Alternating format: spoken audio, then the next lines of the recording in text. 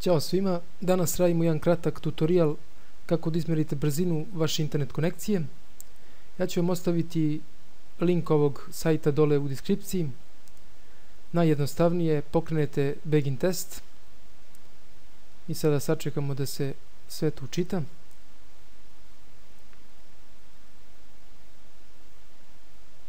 Evo, ping je izmeren, u mom slučaju je 31 milisekunda,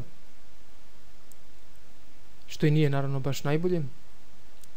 Inače, dosta ljudi se i dalje buni šta je to ping, šta je download, šta je upload speed.